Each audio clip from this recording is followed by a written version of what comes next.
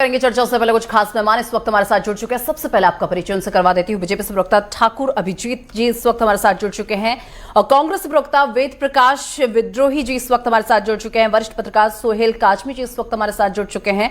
राजनीतिक विश्लेषक निरंजन पदोदार जी इस वक्त हमारे साथ जुड़ चुके हैं। आप चारों का बहुत स्वागत है नेटवर्क 10 पर। निरंजन पदोदार जी इस वक्त हमारे साथ जुड़े हैं। निरंजन जी, देखिए पीएम के दौरे को किस तरीके से देख रहे हैं? देखिए निशा जी, इसको आप इस तरीके से देखिए, कश्मीर भारत का सिर कहा जाता है या यूं कहें कि भारत का मुकुट कहा जाता है। हाँ। और एक समय था जब इस सिर के अंदर गैंग्रीन हो रखी थी, यानी कि हमारा हाथ जब भी सर पे जाता था, यानी कि कश्मीर की तरफ जाता था, तो हमें वहां पे केवल खुजली और केवल वहां पे जिस तरीके से कहते हैं कि जुएं और तमाम जिस प्रकार की जो व्याधियां हैं वो सारी की सारी हमें अपने शरीर पे सर पे नजर आया करती थी। और कहीं ना कहीं हम अपने आप को एक समझ लीजिए बहुत ज्यादा इस तरीके से हतोत्साहित महसूस करते थे, किसी दिन ये समस्या हमारी हल हो पाएगी क्या। लेकिन इसको आप यूं कहें कि एक दृढ़ इच्छा शक्ति और जबरदस्त आत्मविश्वास के साथ जिस तरीके से धारा 370 और 35A को हटा करके कश्मीर के अंदर एक विश्वास बहाली, यानी कि वहां की जो आम जो जनता है जो अपने आप को भारत से कटी हुई महसूस करती थी। कभी एक समय था जब मैं आज के करीब लगभग समझ लीजिए 16 साल पहले कश्मीर गया था, तो लोग कहते थे आप इंडियन हैं, यानी कि वहां के जो बासिंदे हैं वो हमें इंडियन कहते थे, कश्मीर से बाहरी लोगों को। और आज वहां पे जिस तरीके से वो लोग अपने आप को नाच नाच करके कश्मीरी और भारतीय कहते हैं, तो एक बहुत ही ज्यादा मन को सुकून होता है।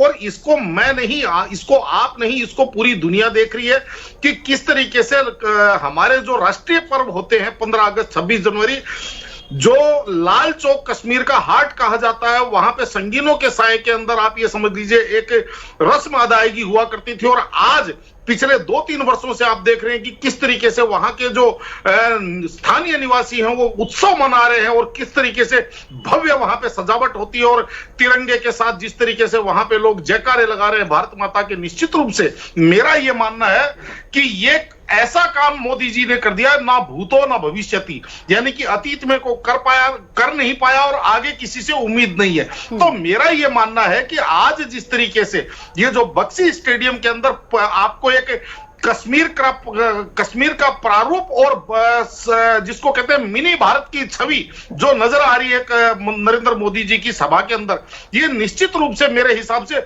उसी योद्धा और उसी युद्ध कला की एक आपको परिणति ये नजर आ रही होगी। और जिस तरीके से अब कश्मीर के ऊपर जब भी चर्चा होती है, लोग कहते हैं वहां पे रोजगार की अभी थोड़ी सी समस्या है, वहां पे थोड़ा सा अभी सड़कों का निर्माण हो रहा है, यानी कि आज वहां कश्मीर जो मैं आज के 5-7 साल पहले निशा जी जब टीवी डिबेट के ऊपर कश्मीर के ऊपर चर्चा करते थे, वहां पे केवल बंदूकों की चर्चा होती थी, केवल आतंकवादियों की चर्चा होती थी, केवल वहां पे अलगाववाद की चर्चा होती थी, केवल वहां पे हुर्रियत वालों की चर्चा होती थी। और आज वहां पे चर्चाएं होती हैं विकास की, आज चर्चाएं होती है रोडों की, आज चर्चाएं होती है वहां पे पुलों की, आज चर्चाएं होती है वहां पे फ्लाईओवर्स की। तो कहने का तात्पर्य ये है कि आज ऐसा लगता है कि वो कश्मीर हमारा वास्तव में जो हमारा मुकुट था, उस मुकुट के अंदर एक हीरा जड़ा गया। और एक सबसे महत्वपूर्ण बात देखिए, सीधी बात आपको मैं बताऊं, आपके पास राजनीति करने के लिए तमाम मुद्दे हैं, लेकिन कम से कम राष्ट्रहित और राष्ट्रवाद के मामले में मेरे हिसाब से थोड़ा सा अनुचित बयानबाजी से बचना चाहिए। और दूसरी सबसे बड़ी बात, जिस तरीके से धीरे धीरे वहां से मिलिट्री फोर्सेस कम होती जा रही है, यह भी इस चीज का परिणाम है। और एक समय था कि जब आपने देखा होगा हमारे पास जब फुटेज आती थी, मन को बहुत व्यथित होती थी, एक दिल के अंदर समझ लीजिए जख्म सा होता था कि जब हमारे सैनिकों को ऑन ड्यूटी लोग जब उनके गर्दन के अंदर चांटे बजाते हुए जब वो आती थी हमारे पास फुटेज, तो ऐसा लगता था कि साला हो क्या रहा है इस देश के अंदर। तो कहने का तात्पर्य ये निशा जी, आज निश्चित रूप से बहुत गर्व होता है। और जो कश्मीर एक हिसाब से पूरे देश के अंदर आतंकवाद का सप्लाई लाइन बनी हुई थी, वो कहीं ना कहीं आज पूरा देश जिस तरीके से आप देखें कि बम धमाकों से बचा हुआ है, आज पूरे देश में कहीं कोई बड़ी आतंकवादी घटना पिछले हमने 7-8 वर्षों के अंदर नहीं देखी। वो सारा का सारा इसी चीज की परिणति है कि एक दृढ़ इच्छा शक्ति की सरकार और एक दृढ़ इच्छा शक्ति का नेतृत्व है, इस देश की सत्ता के ऊपर काबिज है। ठीक है निरंजन, आप चारों हमारे साथ जुड़े और इस पूरे मुद्दे पर आपने हमारे साथ चर्चा की।